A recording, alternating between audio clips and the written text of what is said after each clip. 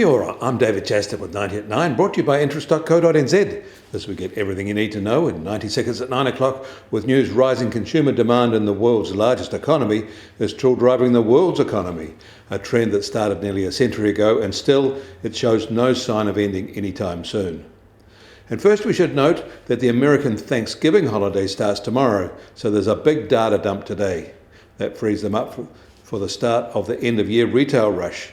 Given the good shape their economy is in, it is likely to be a positive retail season.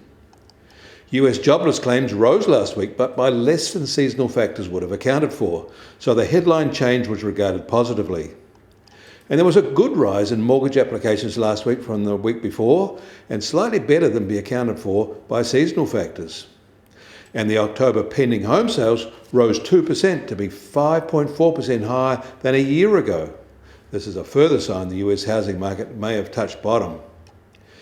US durable goods orders rose in October, up 5.3% from the same month in 2023.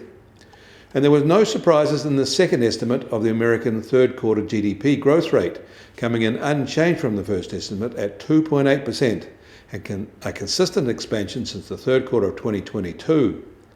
This is an expansion fueled by consumer spending. And China's industrial profits were expected to fall 3% in the 9 months of September, and in the end they came in down 4.3% on the same basis. Not a huge slip, you may think, but year-to-date comparisons hide a lot. For the September alone, they were 23% lower than the same month a year ago. There is a definite profit squeeze going on in China.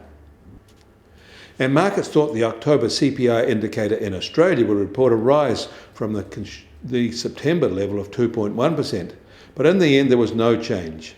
However, food was up 3.3%. This overall result eased financial market fears that the RBA would have to weigh harder against inflation. The US Treasury 10-year yield is now just on 4.24% and falling 8 basis points from this time yesterday. And the price of gold will start today at $2,642 an ounce and up $13 from yesterday. But oil prices are down $1 at just over $68.50 a barrel in the US, while the international Brent price is just on $72.50 a barrel. And the Kiwi dollar starts today at 59.1 US cents and up a full 80 basis points from this time yesterday. Against the Aussie, we're 70 basis points higher at 90.9 Australian cents, against the euro up 20 basis points at 55.8 euro cents. That all means our trade-weighted index starts today at just under 68.6 and up 50 basis points from yesterday. You can get more news affecting the economy in New Zealand from interest.co.nz. Kia ora, I'm David Chaston, and we'll do this again tomorrow.